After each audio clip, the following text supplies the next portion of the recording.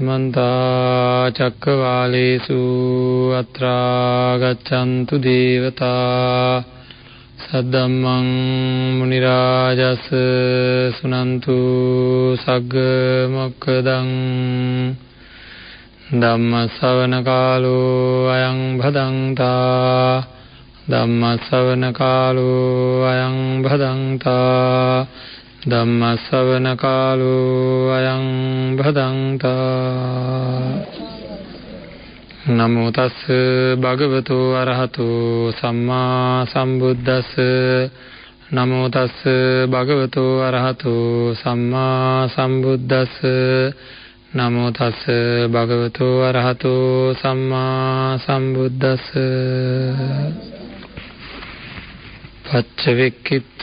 पच्चविक्कित्वा कायेन कम्मं कातब्बं पच्चविक्कित्वा वाचाय कम्मं कातब्बं पच्चविक्कित्वा मनसाय कम्मं कातब्बं ती श्रद्धा बुद्धि संपन्न पिन्वत्नि නිවන් මාර්ග ධර්ම දේශනා මාලාව කියලා කියන්නේ බුදුරජාණන් වහන්සේ දේශනා කරපු ධර්මය අපි කොයිතරම් දුරට ප්‍රායෝගිකව භාවිතා කරනවද ඒ වගේම ඒක ප්‍රායෝගිකව භාවිතා කරන්නට උපදෙස් ලබා දෙන ධර්ම දේශනා මාලාව තමයි නිවන් මාර්ග ධර්ම දේශනා මාලාව කියන්නේ. ඒක ධර්ම කරුණු එකතු කර ගන්නවට වැඩිය අපි හැමදාම මතක් කරන්නේ අපේ ජීවිතයට ප්‍රායෝගිකව මේ දේවල් එකතු කරගන්න ආකාරය සාකච්ඡා කිරීමක්. ඒකින්ද හැමෝම දැඩි අධිෂ්ඨානයකින් කටයුතු කරන්න ඕනේ. මේ ධර්මය අපි ශ්‍රවණය කරලා විතරක් මදි. ශ්‍රවණය කිරීමෙන් විතරක් අපිට යහපත සිද්ධ වෙන්නේ නැහැ. ඉන් වෙන්නේ බොහොම සුළු ප්‍රමාණයක් විතරයි, යම්කිසි දැනීමක්, සුතමේ ඥානයක් විතරයි. නමුත් අතුලාන්ත දැනගැනීමක් ඇති කරගන්න අපිට හැකියාව තියෙන්න ඕනේ.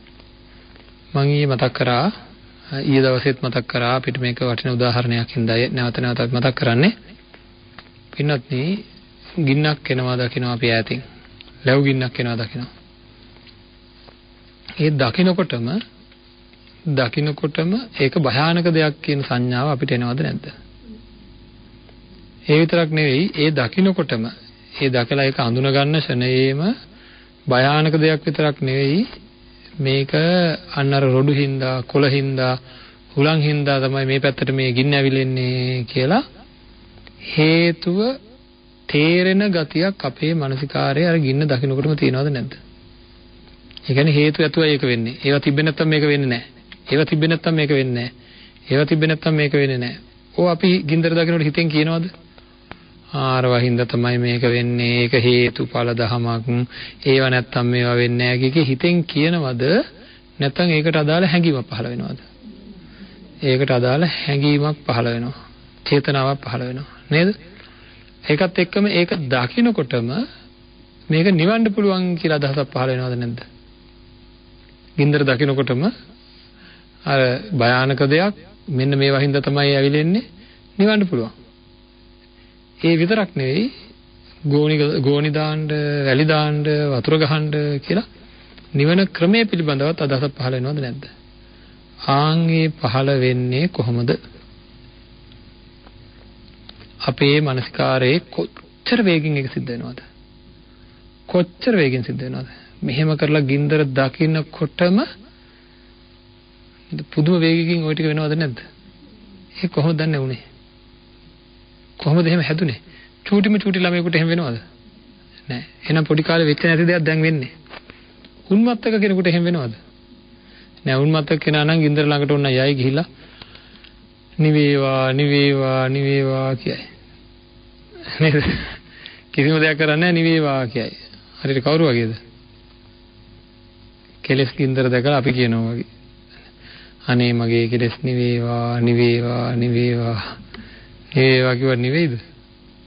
ඇයි ඒවා හේතු හින්දා සකස් වෙන ඒවා. හේතු හින්දා සකස් වෙන ඒවා හේතු නැති කරන්නේ නැතුව නැති වෙන්නෙම හේතු ඇති තාක්කල් ඒවාපත් වෙනවාමයි. එහෙනම් නිවේවා විතරක් කිව්වට හරියන්නේ නැහැ. හරි. කොහොම නමුත් කමක් නැහැ. මේ වගේ මානසිකාරයක් ඇති උනේ කොහොමද? පුංචි කාලේ නැති දැන් තියෙන මේ වගේ මානසිකාරයක් ඇති උනේ කොහොමද? අපි හිතමු ජීවිතේ කවදාකවත් දැන් අපි අවුරුදු 30ක් වුණා 40ක් වුණා 50ක් වුණා කියලා හිතන්නකෝ. කොහේ හරි තැනක මම හිටියේ. කවදාකවත් ගින්දර දැකලා නැහැ. එහෙම හිතන්න. කවදාකවත් ගින්දර දැකලා නැහැ කියලා. අන්න එදා නම් ගින්දර ඉස්සෙල්ලාම දැක්කේ. කොච්චර ලොකු වුණත් අර වගේ අදහසක් පහළ වෙයිද? පහළ වෙයිද? නෑ පහළ වෙන්නේ නෑ. එහෙනම් මම පොඩි කාලේ දැනගත්ත දවසේ ඉඳන් ගින්දර පාවිච්චි කරලා තියෙනවා, භාවිතා කරලා තියෙනවා. නේද? පොඩ්ඩක් පුච්චගෙනක් තියෙනවා. ඒ පැත්තට එපා කියද්දි කිට්ටුවේදී ගිහිල්ලා බලලා තියෙනවා. නේද? බලපුවාම මේ අර අම්මලා තාත්තලා කියන දේවල් ඇහිලා තියෙනවා මට. වැඩිහිටියෝ දුන්න උපදේශ අනුව අම්මේ මහ භයානකයි කියලා දැනලා තියෙනවා. එතකොට වෙන ඒවා රත් වෙනවා මම දකින්නවා එකෙන්. නේද?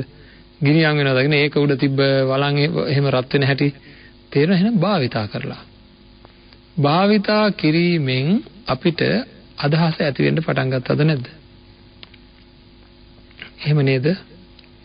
ආන් ඒ වගේ අපි අපේ මේ කය සිත කියලා දෙකක් මෙතන තියෙනවා.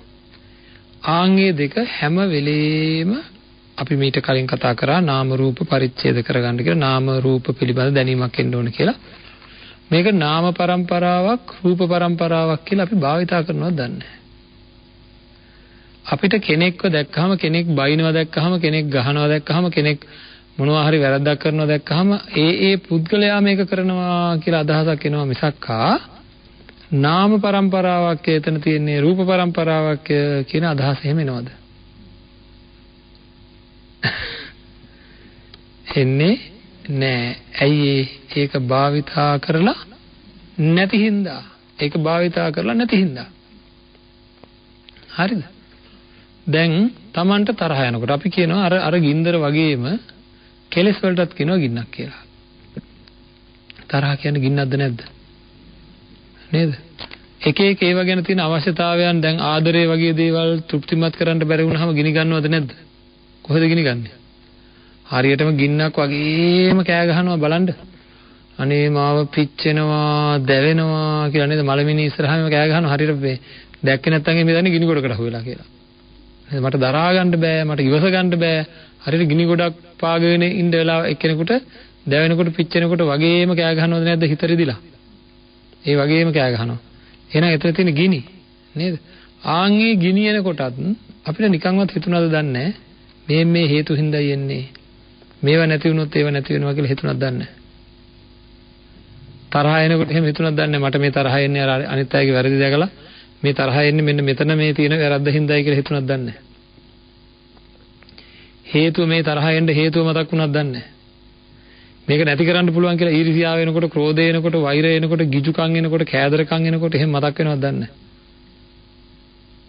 මතක් වෙන්නේ නැහැ. මං අහන මේ අතංගේ. එහෙම මතක් වෙන්නේ මේ ලෝකේ නැහැ කියලාද හිතන්නේ? එහෙම මතක් වෙන්නේ මේ ලෝකේ නැහැ කියලාද හිතන්නේ? ඉන්නවා. කවුද? ඒ ක්‍රියාකාරීත්වය භාවිතා කරපු අය. රහත් වෙන්න ඕනේ නැහැ ඒක මතක් වෙන්න. හරි තව ඒක නැති කරගෙන නැහැ. ගින්දර භයානකයි නිවන්න පුළුවන් කියලා දැනගත්තා කියන්නේ ගින්දර නිවලා නැහැනේ තාම. නේද? මං අහනවා ගින්න දැක්කහම ගින්න නිවන්න පුළුවන් කියලා දැනিলা නිවන මාර්ගය මතකයට එන හිතෙන් එන අය ඇරෙන්න එහෙම එන්නේ නැති අය කවදාකවත් ගින්න නිවා ගනීද? නෑ. මං කියන එක යන්තම් හරි තේරෙනවද? අපේ හිතවල කෙලෙස් ගිනිනකොට හේතු ඇතුව එන්නේ මේවායයි හේතු මේ නැති කිරීම මෙන්න නැති කරන ක්‍රමයේ කියලා හතර ආකාරයකින් අදහස් අපේ තුලට එන්නේ නම් පමණයි නේද ගින්න නිවන පැත්තට අපිව පෙළඹෙන්නේ. ඇයි එන්නේ නැත්තේ? ඇයි එන්නේ නැත්තේ? අපි මේ චිත්ත පරම්පරාව භාවිතා කරලා නැහැ. භාවිතා කරලා නැහැ. හරිද? අපි හිතමු මේක හොඳට පැහැදිලි කරගන්න මේ කියන කාරණාව කොහොම හරි පැහැදිලි කරගන්න ඕනේ. අර පැත්තෙන් ලැබු ගින්නක් එනවා. මෙතන ලොකු තාප්පයක්. හරිද? එතකොට එනකම්ම ළඟට එනකම්ම හොයාගන්න බෑ. ඇයි? තාප්පේ හින්දා මට මේ ගින්න පේන්නේ. එහෙනම් මට ඒක භාවිතා කරන්න හම්බෙන්නේ නැහැ. නේද? හරි. එතකොට එහෙම නැත්නම් අපි හිතමු අන්ධයෙක්, විහිරෙක්. මෙයාට කවදාකවත් මේ ගින්න ගැන කන් ඇහෙන්නෙත් නැත්නම් උපදින් අන්ධ නම් එයාට කවදාකවත් අර ගින්දර අඳුනා ගන්නවත් දැක ගන්නවත් හේතු හොයා ගන්නවත් හම්බෙන්නේ නැහැ. ඒ වගේ අපේ මේ මෝහ මූල හිත අන්ධයි. ඒ අන්ධභාවයේ හින්දා අපිට මේ මස් පර්වත, මේ කයවල්, මේ සිත් පේලි, රූප පේලි පේන්නේ අම්මාය, තාත්තාය, සහෝදරයාය, ඥාතියාය, අහවලාය කියලා විතරක් නෙවෙයි. අන්න අහවල් කෙනා මට බැන්නාය, අහවල් කෙනා මෙහෙමයි, මම පලි ගන්න ඕනේ, මම බලා ගන්න ඕනේ, මම වැඩේ බලා ගන්නම් නේද? ඒ විදිහට මේ ඇති වෙලා නැති වෙලා යන සංස්කාරයන් පිළිබඳව ගුලි වෙන් වශයෙන් එක සන්තති වශයෙන් ඝන වශයෙන් අපිට පේන්නේ අපේ තියෙන මෙන්න මේ හිතේ තියෙන අධික කෙලෙස් තත්ත්වයන් හින්දා. එතකොට ඒක නාම රූප බෙදි යන ආකාරය හිතෙන් තමන්ගේ පැත්තෙන් තමන්වත් දකින්න කියලා මේ කියන්නේ. පින්නොන්දි මොහොතක් බලන්න වේදනාව කියන එක ඇති වෙනව නැති වෙනවා, සංඥාව කියන එක ඇති වෙනව නැති වෙනවා, සංස්කාරය කියන මේ ආදරය ආදී හැඟීම් අපේ හිතවල ඇති වෙනව නැති වෙනවා, විඥානය කියන මේ දැනීම ඇති වෙනව නැති වෙනවා. ඒක කොතනද වෙන්නේ? ඔය මේ මෙතන වෙනවා. ආයේ මේ කොහෙවත් යන්න ඕනේ නැහැ. ඔකට ඇමරිකාවේ ඕස්ට්‍රේලියාව කොහෙවත් යන්න ඕනේ නැහැ. මේක බලා ගන්න. නේද? මේකට කැලෑ වදින්න ඕනෙත් නැහැ. කැලෑ වදින්න වෙලා තියෙන හේතුව හොයාගත්ත හැකි පස්සේ. නේද? මේක බලා ගන්න කැලෑ වදින්න ඕනේ නැහැ. නමුත් කැලේ වදින්න ඕනේ. ඇයි කැලේ වදින්න ඕනේ කියන්නේ? ඒක මේ බලන්න මේ වෙලාවේ තමන්ගේ හිත තියෙනවද නැද්ද? තියෙනවා. ඔය බිඳි යන පංච උපාදානස්කන්ධ පේලිය උතන සකස් වෙනවද නැද්ද? මං හැමදාම අහන්නේ. ඉතින් බලා ගන්නකෝ. නේද? ඒ හිත පාවිච්චි කරලා ඕක බලා ගන්නකෝ. ඔය ක්‍රියාවලිය දැක ගන්නකෝ දැන්. පොඩ්ඩක් ඇස් දෙක පියාගෙන. පුළුවන්ද? බෑ. හිත තියෙනවා තමයි ඒ හිත පාවිච්චි කරන්න බෑ. එයා මොකද? එයා හත් දිබ්බාගේ දුවනවා. නේද? එයාට වෙන වැඩ තියෙනවා. එයා කෙලෙස් බරිතයි. එයා හරියට අර බැඳපු තාප්පේ වගේ. තාප්පයක් බැඳගෙන ඉන්නේ ඝන පටලකින් එයා ආවරණය වෙලා. ඒකින්ද එයාට මේ අත தත්ත්වය භාවිතා කරගන්න බෑ. ආන් ඒකින්ද මේ රළු කෙලෙස් වලින් අයින් වෙන්න ඕනේ. කවදා හරි ඇත්ත දැක ගන්න ඕන පින්නත් නේ. ඇත්ත දැකගත්තේ නැත්නම් අපි ලොකු අමාරුවක ඉන්නේ. අපේ හිතවල පංච උපාදානස්කන්ධයේ විශේෂ සතුට උපදිනවා. මේ සතුට අතරමැග හට ගන්න සතුට. ඒක යටින්ම මුලින්ම මුදුන් මුලින්ම එන එක නෙවෙයි. මේ බලන්න මෙන්න මේ වගේ. හරි. සැබෑම රත්තරන් මාලයක් දැක්කහම කාට හරි තෑග්ගක් හම්බ වෙනවා. සතුටක් උපදිනවද නැද්ද? ආවනද සතුටක් තියෙනවා. ඒක ඇත්ත සතුටක් නේද? කාට හරි බර මාලයක් තෑගි හම්බ වෙන හැබැයි රත්තරන් නෙවෙයි, ඒක ඉමිටේෂන් මාලයක්. හැබැයි රත්තරන් වගේමයි. මොකද බර ලෝකෙන් හදලා තියෙන්නේ. එයා හිතා ගන්නවා ඒක රත්තරන් මාලයක් කියලා. දැනුත් එයාට අර සතුටම ඇති වෙනවද නැද්ද? හැබැයි සතුට වැඩක්ද? නෑ, සතුට වැඩක් තියෙන සන්තෝෂෙන් ඉන්නේ. අර ඇත්තටම රත්තරන් මාලය හම්බුනහම ඇති වෙච්ච සතුටයි වැරදි අවබෝධයෙන් හින්දා ඇති වෙන සතුටයි දෙකම සතුටද නැද්ද? ප්‍රශ්නයක් නෑ, ඒක සතුටක්. ඉතින් සතුටෙන් හිටිය හැකිනේ. හැබැයි ඇත්තම රත්තරන් මාලේ නම් පවතිනවා, බොරු එක පවතින්නේ නෑ. බොරු එක ඇත්ත කියලා සතුටු ඇතිවීම ඇත්තක්. නමුත් ඒ සතුට කෙටි කාලයකින්ම දුකක් බවට පෙරලෙනවද නැද්ද? ඇයි ඒ අර මාලේ වෙනස් වෙන වේගයෙන් වෙනස් වෙන හින්දා. එහෙනම් නොදැනීම හේතු වෙලා, නොදැනීම මිශ්‍ර වෙලා, අවිද්‍යාව හේතු වෙලා සතුටක් ඇති වෙන්න පුළුවන්ද බැයිද? ආන් එහෙම සතුටක් තමයි පංච උපාදානස්කන්ධ සතුට. හරිද? අපි ළමයි දැකලා, දෙමව්පියෝ දැකලා, සහෝදරයෝ දැකලා, යාළුවෝ දැකලා, හරිද? අන් අය දැකලා රාගාදී කෙලෙස් ධර්ම උපදවාගෙන සතුටක් ඇති කරගන්නේ නම් ඒ සතුට අන්න අර වැරදීමක් හින්දා ඇති වෙන සතුටක්. ඉතින් අපි ඒ සතුටින් උද්දාමයටපත් වෙලා ඉන්නවා. උද්දාමයටපත් වෙච්ච ඇත්තෝ මේ බලන්න පින්නත් නේ, මං අහන්නේ ඕක ආය මේ ළඟ පේන දෙයක්. කාගේ හරි සමීපව ප්‍රබලව ආදරයක් ලැබුණොත් හදිස්සිය සතුටුද නැද්ද? නේද? බලාපොරොත්තු වෙන කෙනෙක්ගේ සතුටුයි. ඒ සතුටත් එක්කම වෙනදා නොතිබ්බ දුක් ඇති වෙනවද නැද්ද? ඇයි ඒ? ඇයි දුක් ඇති වෙන්නේ? පින්නන්නේ ලැබෙන ආදරය මාත්‍රයකුදු වෙනස් වෙනවා කියලා දැනෙන්නේ නැත්නම් දුක් ඇති වේද? නේද? හැම වෙලෙම එකම ගානට තියෙනවා නම් දුක් ඇති වෙන්නේ නෑ. තියෙනවද එහෙම? තියෙනවද? කාගෙන් හරි ලැබෙන ආදරයක් හැමදාම එක වගේ තියෙනවද? මේ මගේ විනාඩි 5ක් එක වගේ තියෙනවද? හැමදාම පැත්තක තිබ්බා විනාඩි 5ක්වත් නෑ. ඒක ශනයේ වෙනස් වෙනවා. ඉතින් අපිට මොකද වෙලා තියෙන්නේ? මේ හම්බෙලා තියෙන පංච උපාදානස්කන්ධයෙන් අපි සතුට බලාපොරොත්තු වෙලා අන්තිමට වැඩියෙන් තියෙන්නේ දුක්ඛිත ස්වභාවයන්. හේන් එක අත්දකින්නේ නැහැ අපි. අපි අර ගුලි පිටින් අල්ලන්න යන්නේ. මෙතන මට ආදරය උපදින තැනක්. හරිද? මේක තමයි මට ලැබිච්ච සංසාරගතව ලැබිච්ච ආදරය මේක තමයි නේද කියලා පිස්සු වගේ හදාගෙන ඉන්නේ. ඉතින් ඒවැනි තත්ත්වයක් ඇති වෙන්නේ අනවබෝධයෙන් හින්දා. හරිද? අනවබෝධයෙන් හින්දා රත්තරන් නොවන දේවල් වලට රත්තරන් කියන ගතිය තියෙනවද නැද්ද? මොකද කියන්නේ? රත්තරන් නොවන දේවල් රත්තරන් වලටත් වඩා වැඩිය දැනෙන ගතිය තියෙනවද නැද්ද? රැවටෙන හැටි නේද? මේ ගන්ධසාරේ බැරි හැම වෙලේම කුණු ගඳ ගහන ඉතා අප්‍රසන්න පාදාන්තේ ඉඳන් කේසමත්තකේ දක්වාම පිළිකුල් සහගත වස්තුන් වලට කට්ටිය කතා කරන්නේ මොනවද කියලාද? රත්තරන් කියලා. මම ඒක රත්තරන් කියලා කතා කරනවා නේද? මගේ රත්තරන් පුතා කියනවා. ඉතින් එහෙනම් අර මං ඉස්සෙල්ලාගේ ඉමිටේෂන් මාල වලට රත්තරන් කියලා රැවටෙනවා. රැවටුණාට පස්සේ ඒක ඉක්මනට වෙනස් වෙනවා, කැඩෙනවා, බිඳෙනවා. එතකොට මොකද කරන්නේ? කෑමොර දෙනවා. ඒ ඇතුලෙන් මහා දුක් උපදිනවා. ආන්ගේ වැරදි සතුටක්. වැරදි සතුටක් කියලා කියන්නේ ඒක දඬුවමක් නෙවෙයි, ඒක වැරදීමක්, අපිට වැරදීමක්. ආන්ගේ වැරදීම නිවැරදි කරගන්න ඕනේ.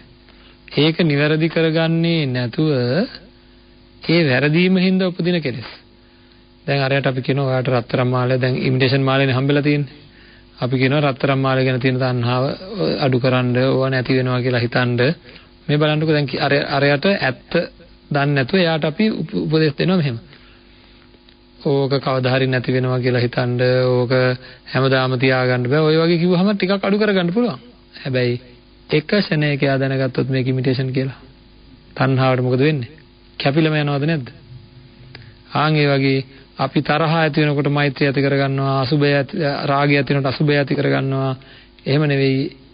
ඒවා කර ගනිමින් ඒකාග්‍ර කරපු හිත කොයි වෙලාවෙ හරි එක ෂණයක දැනගත්තොත් එහෙම මේක බිනි බිනි යන එකක්, මේක කැඩෙන එකක්, මේකේ ඇත්ත ස්වභාවය දැනගත්තාම ආයෙ කෙලෙස් උපදින්නේ නැති තත්ත්වයටපත් වෙනවා.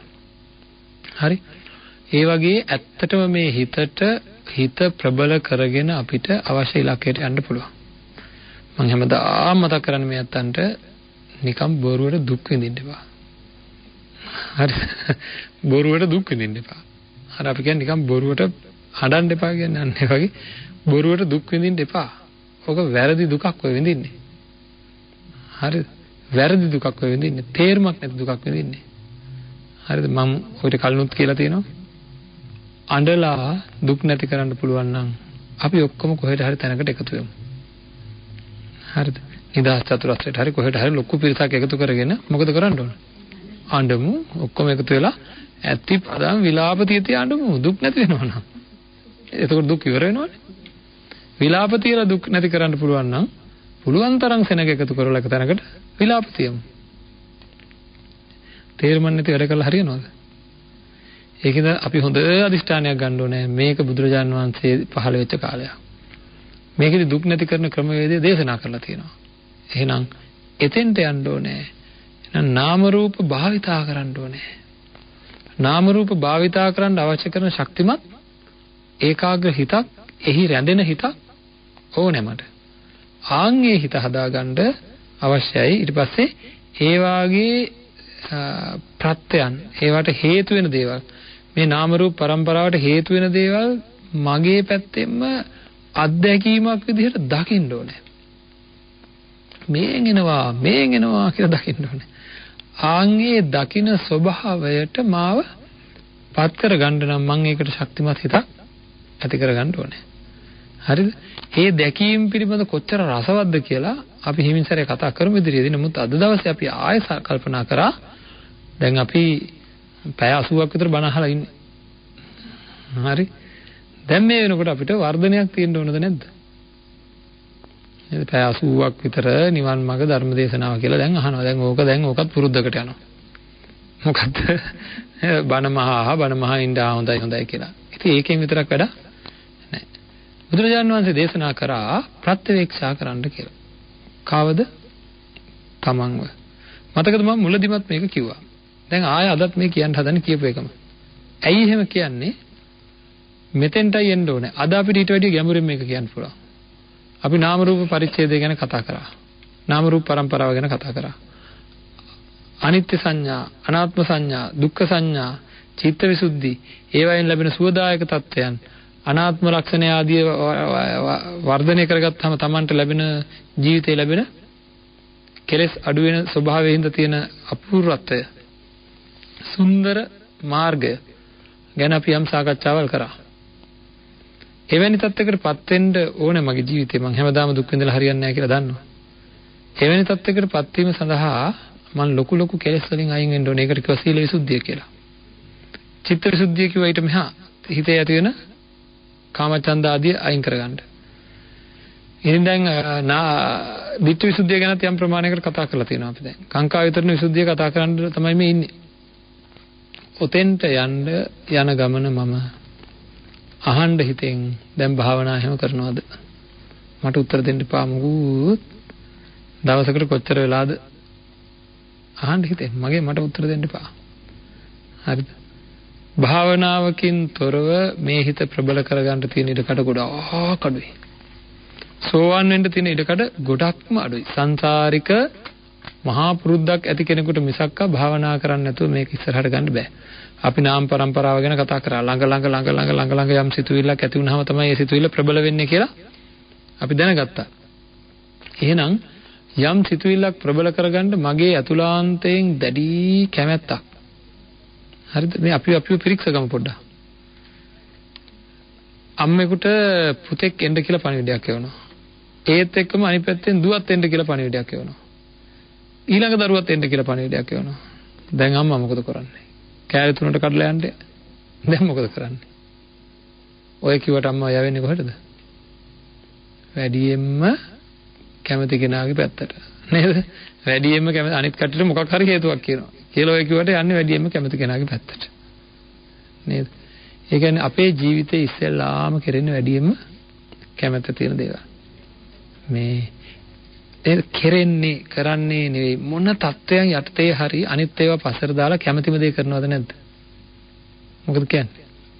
කැමැතිම දේ කරනවද නැද්ද? හා. එහෙනම් අපි කෝකටත් කැමැති ලයිස්තුවක් ලිව්වොත්. නේද? ඒ කියන්නේ හෙට උදේ ඉඳන් ඉස්සෙල්ලාම කරන දේ තමයි කැමැති ලයිස්තුවේ උඩින්ම ලියන්නේ. භාවනාව කීවෙනි අංකයට විතර වගේ තියෙද්ද දන්නේ. භාවනාව කීවෙනි අංකයට විතර තියෙද්ද දන්නේ. 15 16 60 නේ සමහර අයගේ ලයිස්තුවේ ඔක නෑ. සමහර අය මෙහෙම කල්පනා කරනවා. අනේ මන් දන්නේ මොන භාවනාවද අප්පා මට මේ තියෙන ප්‍රශ්න හැටියට හාමුදුරුවන්ට මේ විකාරය වගේ නේද භාවනා කියන හැමලේ මට තියෙන මේ ප්‍රශ්නත් එක්ක මොන භාවනාවද කියලා නේද? පින්නත් මේ මොනවද ඔය ප්‍රශ්න නේද? මේ සියලු ප්‍රශ්න මගේ හිත මුලාවටපත් වෙච්ච ඉඳ ඇති වෙච්ච ප්‍රශ්න. මේ ප්‍රශ්න විසඳා ගැනීම සඳහා මම කොච්චරවත් උත්සාහ ගත්තා. හරි ගියාද දැන්? නේද? ගහලා බැලුවා, බැනලා බැලුවා, උපක්‍රම යොදලා බැලුවා, අනුන් ලව්වා කියවලා බැලුවා, නේද? අවවාද දීලා බැලුවා මොනවා කරත් හරි ගියාද දැන්? නෑ ලාහට ගෙම්බ එකතු කරනවා වගේ. නේද? හරියන දවසක එයිද දන්නේ නැහැ. ඔක්කොමලා මං කියන විදිහට ඉන්න දවසක් නෑ. එහෙනම් මෙල්ල කළ යුත්තේ කාවද? ප්‍රශ්න විදිහට මට පේන මගේ හිතමයි සකස් කරන්න ඕනේ. ආන් ඒක දැනගෙන මම මොකද කරන්න ඕනේ? එතෙන්ට ළඟා වෙන්න ඕනේ. සියලු දුක් නැති කරන මාර්ගය ඒක. සියලු දුක් නැති කරන මාර්ගය ඒක. නැත්තම් මේක වයින් කරපු බෝනික්කා වගේ මේක. මේ හිත. මොකද? පොලා පැන බලපෙකම බලන්න හදනවා. නේද? පුදුම වද දිදී අහපු එකම අහන්න හදනවා. නේද? ඇතුළෙන්ම එන තද්ද බල වේගයක් තියෙනවද නැද්ද බලපු එකම බලන්න. අහපු ඒවාම අහන්න තද බල වේගයක් තල්ලුවක් තියනවද නැද්ද? විඳපු ඒවාම විඳින්න නැවත නැවත අධිකතර වූ තල්ලුවක් තියනවද නැද්ද ඉවස ගන්න බැරි? ඒත් එක්ක තමයි සටන තියෙන්නේ ඉතින්. හරි මේ මෙතනමයි ඔය සටන තියෙන්නේ මෙතනමයි. හරිද? ඒක මට දරන්නම බැරි තත්ත්වෙට මාව හීන දීන දුර්වල වෙච්ච වෙලාවට සීල් කැඩෙනවා. නේද? සමාදන් වෙලා තියෙනවා නම් සීලයක් කැඩෙනවා. මොනවද සීල් කැඩෙනවා කියන්නේ? අමුද්දන්නේ ප්‍රාණඝාත. නේද? මදුරුවා කනවටේ කරගෙනකොට ඉවසුවා දුන්නා.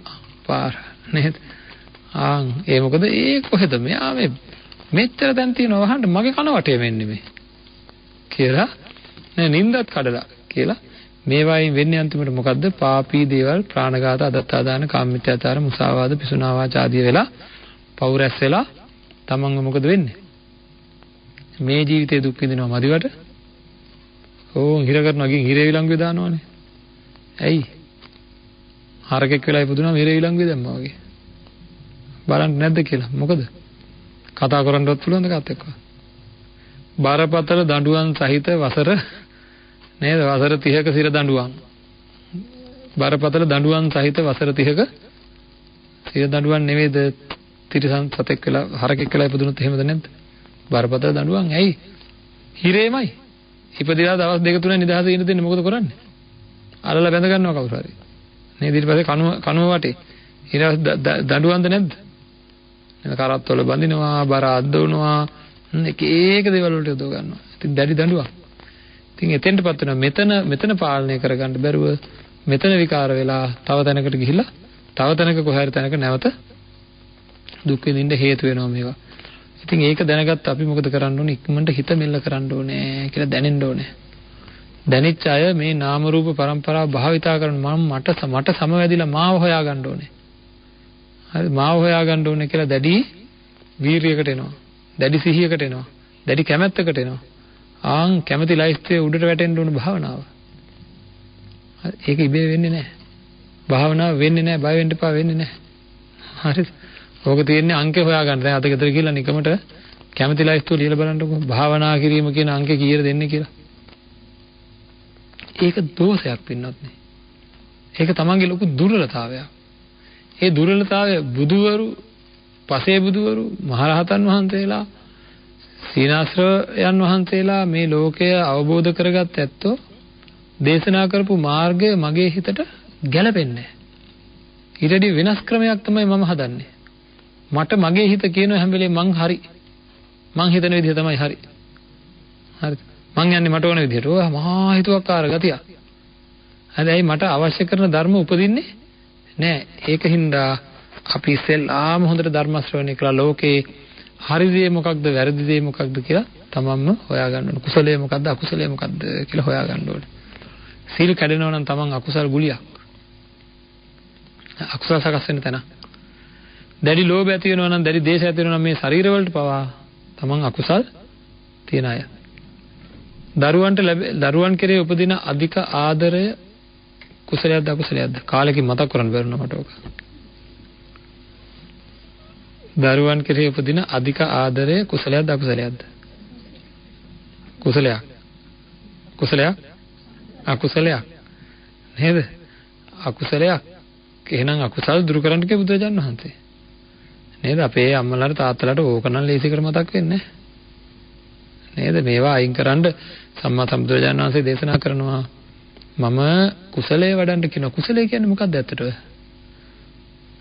ලෝභ, දේශ, මෝහ අයින් කරගන්න අවශ්‍ය කරන දක්ෂතාවය, හැකියාව නැත්නම් අකුසලයට විරුද්ධව ක්‍රියාත්මක වෙන තමන්ගේම හිතේ උපදින ධර්මතාවය තමයි කුසලය. අකුසලයේ යට කරන, අකුසලයේ නැති කරන, අකුසලයේ දුරු කරන හැකියාව තමයි කුසලය. එහෙනම් තමන්ගේ කුසල් වර්ධනය කරනකොට අකුසල් යට යනවා. ආයතරයක් අහන්නම් අර හැමදාම අහන්නේ අහන්න එපා. දැන් අද ඔක්කොම මතක් කරගන්න දවසනේ. තමන්ගේ ජීවිතයට තමන්ගේ ඔය ගෙවන ජීවිත කාලෙදී හෝ ජීවිතයට කවුරු හරි ඉන්නවද දන්නේ නැහැ. හිත රිද්දන්නෙම නැතුව මලක් වගේ බලාගෙන හැමදේම කරලා දෙන ළඟටම වෙලා ඉඳගෙන හැමදේම කරලා දෙන මලක් වගේ බලාගෙන හිත රිද්දන්නේම නැතුව ඉන්න කවුරු හරි ඉන්නවද? ඉන්නවා. 10 දෙනෙක් විතර. කවුරුවක්වත් නෑ. ආයෙකට කමන්නේ. අපි එහෙම කාට හරි කරනවද දන්නේ නැහැ. කවුරු හරි එක්කෙනෙකුට හරි අපි එහෙම කරනවද? නෑ. එහෙනම් මේ ලෝකේ අපේ ජීවිත තනි වෙලාද නැද්ද? නේද? ඒක ඉස්සෙල්ලාම තේරුම් ගන්න ඕනේ. තනි වෙච්ච ජීවිත මේවා. එහෙනම් විසඳුම හොයාගන්නත් වෙන්නේ කොහොමද? තනියම ඕක පොකුරු ගහලා ඕක කරන්න කවදාකවත් හරියන්නේ නෑ. මාව අමාරු වෙනකොට බේරගන්න කවුරක්වත් නෑ. හරිද? මරණාසන්න මොහොත එනකොට බේරගන්න කවුරක්වත් නෑ. අන්තිමට කුකුලෙක් වෙලා, කිකිලියක් වෙලා, එළුවෙක් වෙලා, එලිච්චියක් වෙලා, නේද? හරකෙක් වෙලා, එළදෙනක් වෙලා, නරියෙක් වෙලා, නරි දෙනක් වෙලා ඔය දුක් විඳින්න ගත්තාම පෙරේතයක් වෙලා, පෙරේතියක් වෙලා නේද? දුක් විඳ යස්සනියක් වෙලා, යස්සෙක් වෙලා දුක් විඳින්න ගත්තොත් එහෙම නිරිසතෙක් වෙලා දුක් විඳින්න ගත්තොත් අන්ධකාරයේ ගිරුණා වාගේ කවුරුවක්වත් නැහැ. කිසිම දෙයක් කිසිම කෙනෙක් නැහැ බේරගන්න. එහෙනම් මේ தත්ත්වයෙන් බේරෙන්න අපි මොකද කරන්න ඕනේ කියන කාරණාව මතක් කරන්න ඕනේ. කයෙන් වැරදි වෙන්නේ මගේ කෙලෙස් බරිත ස්වභාවයෙන් හින්දාද නැද්ද? වචනයෙන් වැරදි වෙන්නේ මගේ කෙලෙස් බරිත ස්වභාවයෙන් හින්දාද නැද්ද? හිතේ නොයේකුත් දරුණු හැඟීම් උපදින්නේ මගේ කෙලෙස් බරිත ස්වභාවයෙන් හින්දාද නැද්ද? නේද? විෂම සිතුවිලි අධික ලෝභ දේශ ඇති වෙලා එකම දේ යෙදී ඉන්නේ කෙලෙස් බරිත ස්වභාවයෙන් හින්දාද නැද්ද? ඒක පළවෙනියෙන් පිළිගන්න ඕනේ. හරි? දැනට අපි මං කියන්නේ බණ 80ක් දැන් ඇහුවානේ. මෛත්‍රිය ඇහුවා, අසුබය ඇහුවා. හරිද? හුඟක් දේවල් අහගත්තානේ දැන්. දැන් ඒවා භාවිතා කරන්න ඕනේ කොහොමද කියලා බලා ගන්න ඕනේ ටිකක් හරි. කයෙන් වැරද්දක් වුණා නම් බලනවා මොකද ඒක උනේ. එතකොට ඕන් තේරෙනවා මම අහවලාට පරස වචන කියලා බැන්නා. මොකද ඒ උනේ? මගේ තරහ අනුසය වශයෙන් තියුණ තරහ නැగిලා ඇවිල්ලා ඒක ක්‍රියාත්මක භාවයට පරිඋත්ථාන මට්ටමටපත් වෙලා අනුසංසුන් වෙලා ක්‍රියාත්මක භාවයට විතක්‍රමන මට්ටමට ගියා. මට පාලනය කරගන්න බැරුණා මම පරස වචන කියලා බැන්නා. දැන් පව් සිද්ධ කරගෙන. ඒ කියන්නේ මගේ කෙලෙස් බොහොම ඉහළට නැගලා. ඒකයි උනේ. නේද? හරියට නේද? ප්‍රෙෂර් නැගලා වගේ. නේද? ඒකත් එක්ක ප්‍රෙෂර් උත් නගිනවනේ කොහොමද? දැන් හුඟක් උඩට ඒ වගේ කෙලෙස් නැగిලා තමන්ව විනාශ වුණා නම් පව් වුණා නම් වෙච්ච ගමන් අඩු වෙනවද නැද්ද? දැන් කාට හරි මගේ තරහා වැඩි වෙලා මං කාට හරි පරස වචන කියලා බැන්න ගමන් අඩු වෙනවද නැද්ද? බැන්න ගමන් අඩු වෙනවා. අපිට හිතෙන්නේ ඕක තමයි විසඳුම කියලා. ඉතින් අතුල රත් වෙනකොට අපි මොකද කරන්නේ? බැනලා නිකන් ඉන්නවා. නේද? හැබැයි බැන්න ගමන් අඩු වෙන එක ආය ටිකකින් වැඩි වෙනවද නැද්ද? අපි හිතමු ඒක බැනන මට්ටමට මගේ කෙලෙස් වැඩි වුණා කියලා. දැන් වචනයෙන් වැරද්දක් වුණා. දැන් මම මොකද කරන්න ඕනේ? එහෙම වැරද්දක් වුණාම මම දැන් මොකද කරන්න ඕනේ? නැති වෙලා ඉවරයි. අපි කියනවා දැන් ඉතින් වෙලා ඉවරයිනේ. ආයෙ මොකුත් ඕනේ නැහැ. එහෙම නේද? දැන් ඉතින් ඒක ඉවර වෙච්ච කන්නේ ඒකෙන් ඒක ගැන වැඩ නැහැ නේ. ඒක දැන් අමතක කළා දාමු. අපි උකට කතා කරන උදාහරණේ මතකද? වැස්ස වෙලාවක වහලේ තෙමෙනවා. හරි? දැන් වහලෙන් බිමට වතුර වැටෙනවා. අපිව බේසමක් හරි මොකක් හරි තියලා අන්තම් බේර ගන්නවා. දැන් පායලා. දැන් ඉතින් අමතක කළා දාමු. දැන් තෙමෙන්නේ නැහැ නේ. දැන් තෙමෙන්නේ නැත්තම් දැන් තියෙන්නේ මොකද්ද? අර පරණ තෙමිච්ච එක අමතක කරලා දාලා ඉන්න එක. හරිද? නෑ ඇයි? තේරෙනවා අපිට ආයෙ වැස්සොත් ආයෙ තෙමෙනවා. එහෙනම් පායපු වෙලාවේ මොකද කරන්න ඕනේ ඉක්මනට? ආයෙ වහින වෙලාවට තෙමෙන්නේ නැති විදිහට හදා ගන්න ඕනේ. ආයෙ වහින වෙලාවට තෙමෙන්නේ නැති විදිහට හදා ගන්න ඕනේ. තරහ ගිහිල්ලා අරයාගේ නුරුස්සන වැඩ දැකලා තරහ ගිහලා මං එයාට බැන්නා. හරියට වහලේ තෙමුණා වගේ. දැන් තරහ අඩු වෙලා. දැන් මොකද කරන්න ඕනේ? ආය ඒ ගානට කාගේ හරි නුරුස්සන වැඩක් දැක්කහම මට තරහ යන්නේ නැති විදිහට මම මගේ හිත හදා ගන්න ඕනේ. හරිද? ඒක තමයි වචනය ප්‍රත්‍යවේක්ෂා කරනවා කියලා කියන්නේ. පිරික්සලා බලලා නිවැරදි කරගන්න ඕනේ. අන්න අර වගේ වැරද්දක් වුණොත් ආය මට තරහ එන්නේ නැති විදිහට මගේ හිත සකස් කරගන්න ඕනේ. එහෙම වැඩ පිළිවෙලක් එහෙම තියෙනවද දන්නේ බුදුහාමුදුරෝ දේශනා කරලා තියෙන මොකවත් අපි කරන්නේ නැහැ. බුදුරජාණන් වහන්සේ කොහේ හරි දේශනා කරාද මල් පූජා කරන්න මට කියලා? පහන් පූජා කරන්න කියලා දේශනා කරාද? සුවඳ කුරු පූජා කරන්න කියලා දේශනා කරාද? නෑ නෑ එහෙම නෑ. හැබැයි පූජා කරන්න ඕනේ. මම නෑ කියන්නේ. ඒක ශ්‍රද්ධා බුද්ධියෙන් නේද? වෙන කරන්න දෙයක් නැති නිසා අපි පූජා කරනවා. මොනවද බුදුහාමුදුරන්ට අපි දෙන්නේ? මට සැනසීම ලබා දුන්නා වෙනුවට මට දෙන්න දෙයක් නැහැ. මම මල් වට්ටියක් පූජා කළා. අනේ පූජා වේවා මේක කියලා මේ ලස්සන මල් වට්ටිය බුදුරජාණන් වහන්සේට පූජා කළා. ඒත් ප්‍රාර්ථනා කරන්නේ මොකද්ද? මේ මල් පර වෙන්නේ යම්සේද මාව කොයි වෙලාවෙ හරි මිලාන වෙලා යනවා අය. නේද? කරන්න කියලා තියෙන දේ කරන්න ඕනේ. ඒක තමයි බුදුහාමුදුරන්ට කරන් තියෙන ලොකුම පූජාව. හරිද? මේ හිත සකස් කරන්න පුළුවන් හින්දා කියන්නේ. මට එදා යම් තැනකදී මට තරහ ගියා. තරහ ගිහලා මං අමුතු වචන කියලා එක එක්කෙනාට බැන්නා. ඒ මගේ හිතේ ස්වභාවය. එතනම හිටිය අපේ අක්කා හරි අයියා හරි නංගි හරි අම්මා හරි තාත්තා හරි යාට තරහ ගියේ නෑනේ. අයනම් එයා මට වැඩිය එයා මන්තරන් ඉගෙනගෙන නෑ. එයා මන්තරන් ඉගෙනගෙන නෑ. සමහරවිට අපේ ගෙදර ඉන්න තාත්තා හරි අම්මා හරි මන්තරන් ඉගෙනගෙන නෑ. මට තරම් උපාධිත් නෑ. මට තරම් පට්ටනුත් නෑ. හැබැයි මට වැඩිය දක්ෂයි මොනවා හමුවේද? අකුසල් හමුවේ දක්ෂයි. සමහරවිට අපේ ගෙදර ඉන්න පුංචි ළමයි අපි ඔක්කොටම වැඩිය සංසාරගතව දක්ෂකම් තියෙන කෙනෙක් වෙන්න පුළුවන්. එයාව දැකලා මම දක්ෂයෙක් විදිහට පිළිගන්න ඕනේ. හරිද? එහෙනම් එයාට තරහ යන්නේ නැතුව තිබුණා මට තරහ ගියා. එහෙනම් මම මොකද කරන්න ඕනේ? ඊළඟ වතාවේදී වහිනකොට තෙමෙන්නේ නැති වෙන විදිහට වහලේ හදාගන්න ඕනේ කියලා අපි සාකච්ඡා කරපු මෛත්‍රී භාවනාව අරගෙන වර්ධනය කර බලන්න ඕනේ. වචනයෙන් වැරද්දක් වුණාම, ක්‍රියාවෙන් වැරද්දක් වුණාම අපි මොකද කරන්න ඕනේ? සිතෙන් වැරද්දක්. මොනවද සිතෙන් වෙන වැරදි? අධික ලෝභය ඇති කරගෙන පැය ගණන් ඉන්නවා තනියම මුකුත් වැරද්ද කාටවත් මුකුත් කියන්නේ එහෙම නැහැ. පුපුර ඉන්නවා වෙන තනියම. තරහා කියලා තනියම පුපුරලා නැද්ද? සිතෙන් වෙන වැරදි ඒවා. හරි. ඊර්ෂ්‍යාව ඇවිල්ලා ඔහේ ඉඳලා නැද්ද ඉවසගෙන? හිතෙන් වෙන වැරදි ඒවා.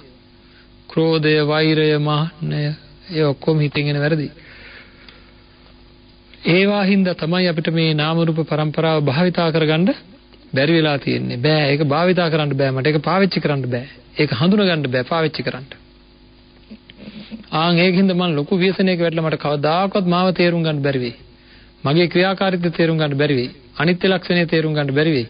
අනාත්ම ලක්ෂණය තේරුම් ගන්න බැරි වෙයි. ඒක මේ කෝපයක් බිඳුනහම අනිත්‍යයි කියලා කියන මේ අනිත්‍ය ලක්ෂණය නේ. නේද?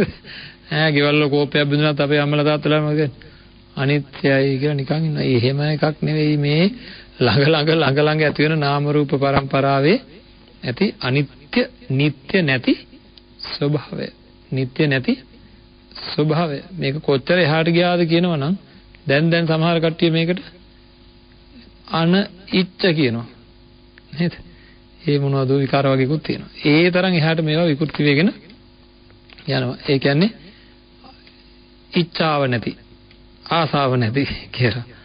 ඉතින් මේ පැහැදිලිවම සංස්කාරයගේ තියෙන ස්වභාවයක් තමයි ඒක නිත්‍ය වශයෙන් පවත්වන්න බැරි ස්වභාවය. ඒකයි අනිත්‍ය කියලා කියන්නේ. ඉතින් ඒක දැනගත්තා, ඒක තමන්ගේ තුලින් දැකගන්න, තේරුම් ගන්න අපි ඔන්න ඔය ප්‍රත්‍යවේක්ෂාව කරන්න ඕනේ. හරිද? මොකද්ද දැන් ප්‍රත්‍යවේක්ෂාව? හැම වෙලේම සිහියෙන් ඉන්න ඕනේ. තමන්ගේ වැරද්දක් වෙන හැම වෙලේම ඒක නැවත සිද්ධ නොවන ආකාරයට මොකක් හරි ආවරණයක් කරන්න පුරුදු වෙන්න ඕනේ. ප්‍රාණඝාතයක් වුණා නම් ආය ඒ ප්‍රාණඝාතය සිද්ධ නොවන විදිහට මගේ හිත හදන්න ඕනේ. කොහොමද ඒක හදන්නේ? පැත්තකට වෙලා හොඳට මෙනෙහි කරන්න ඕන මොනවද? ප්‍රාණඝාතයේ ආදීනව. හරිද? ප්‍රාණඝාත සිද්ධ කිරීමෙන් සිද්ධ වෙන අකුසලය. ඒකෙන් තියෙන විපාකය. ඒකෙන් පසුව ලැබෙන දැන් බලන්න මේ පාරවල් වල යනකොට කී දෙනෙක් පොඩි වෙලා යනවද? නේද? කී දෙනෙක්ගේ ඔලු පොඩි වෙනවද? අත් පොඩි වෙනවද? කකුල් පොඩි වෙනවද? මේ අත දැක්කත් තියෙන සමහර අය එකම ළඟ වාහනයක ඉඳගෙන ගිහිල්ලා එකම විදිහට අනතුරු වෙලා කිසි දෙයක් හීරින් තුවාලයක්වත් නැතුව බේරෙන හැටි. එහෙනම් කර්මයේ ක්‍රියාත්මකද නැද්ද? නේද? එහෙනම් මගේ අතින් සිද්ධ වෙන දේවල් මට ආපහු නේද ගුණාගේ පිටිපස්සෙන කරත්තේ වගේ කියලා මෙතනම ක්‍රියාත්මක වෙන බව අපි හොඳට දන්නවා. එහෙනම් මගේ අතින් මගේ හිත පාලනය කරන්න නැතුව ප්‍රාණඝාත ආදිය සිද්ධ වුණොත් ඒවට හම්බ වෙනවා. නේද? හොරකම් කරුණොත් හම්බෙනවා. කාමයේ වර්ධව හැසිරෙනොත් හම්බෙනවා. හම්බෙනකොට ඉතින් මේ බලන්න මේ ලෝකේ සමහර අය හරි සැපට නිදහසේ උපන් දවසේ ඉඳන් කිසි දුක් කරදරයක් නැතුව නේද පහළ වෙලා ජීවත් වෙනවද නැද්ද? අපි කියනවා බලන්නකො තියෙන මිනිසුන්ටමයි හම්බෙන්නේ. නේද? නැති අපිට මොකවත් නැහැ කියලා වෙලාවට කියනවා නේද? මොකද? පෙර පින් නැති බව. නේද? මටමමයි වෙන්නේ කියනවා. මොකද? පෙර පව් ඇති බව. මොනවා කරත් හරියන්නේ නැති ගතිය. එහෙනම් අන්න ප්‍රත්‍යවේක්ෂා කර නැවත සිද්ධ නොවන හැටියට මේ හිත සකස් කරන්න ඕනේ. මේ වෙලාවේ මට ප්‍රාණඝාතයක්, අදත්තාදානයක්, කාමීත්‍යාචාරයක් වුණා නම් ආය කවදාක්වත් වෙන්නේ නැති විදිහට Taman තනියම සකස් කරන්න උත්සාහයක් ගන්න ඕනේ. ඒක රෝගයක් වගේ කියලා හිතන්න ඕනේ. හරිද? ලෙඩක් හැදුනම ඉස්සෙල්ලා මොකද කරන්නේ? ගොඩ බෙහෙතක් නේද? දන්න වේදනා නාශකයක් නේද? දන්න විදිහකට බේර ගන්න බලනවා. ගෙදරදී ඉස්සෙල්ලාම. බැරි වුණොත්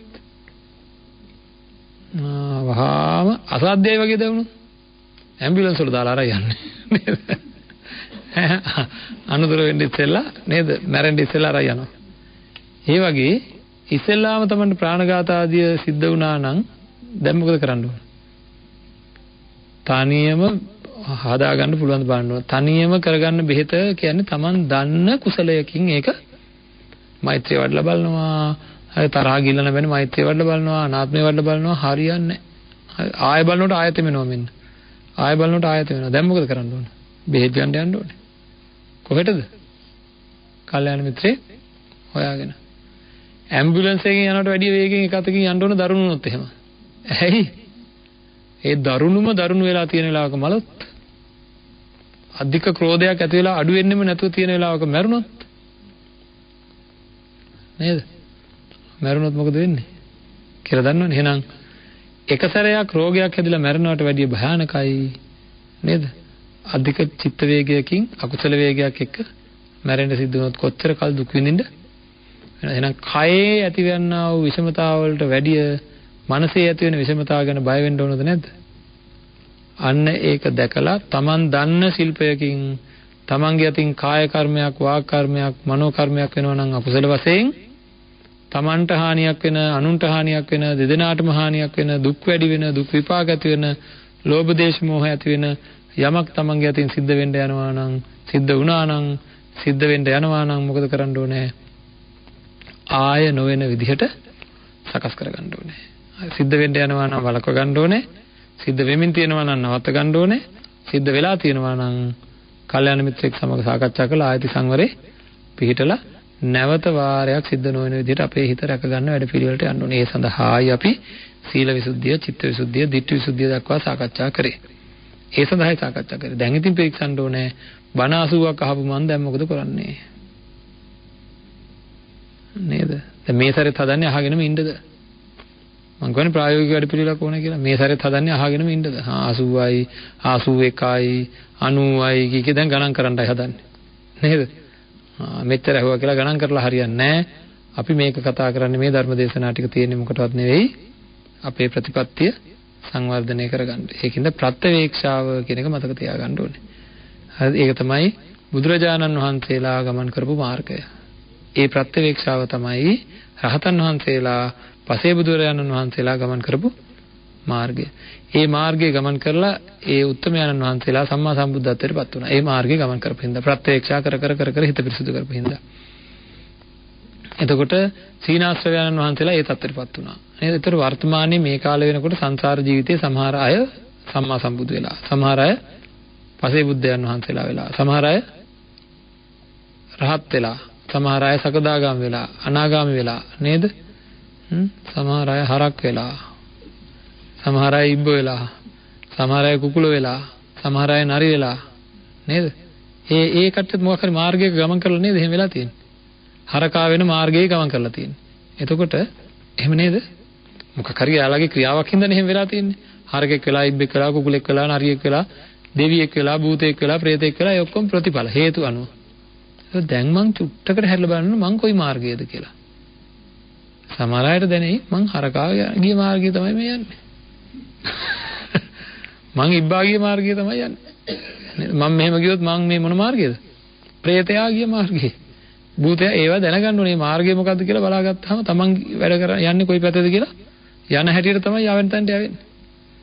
එහෙනම් හැකීක්මනින් කාය වාග් මනෝ කර්මයන් පිරික්ස නිවැරදි කරගන්න ඕනේ. හරි. ඉතින් ඒ සඳහා පිළිපන් පිරිසක් බවට පත් වෙන්න ඕනේ. තමනුත් ඒ මාර්ගයේ යෙදিলা අන් අයටත් ඒ දේවල් දැනගෙන දෙන්න ඕනේ කියලා මේ අය තමන්ගේ බාහුවලය යොදලා හරියම්ප කරගත්ත ධනෙ වේ පෑදම් කරලා ධර්ම දේශනාවක දායකත්වයක් අරගෙන ධර්ම දානමය පුණ්‍ය කර්මයක් සිදු කරගත්තා.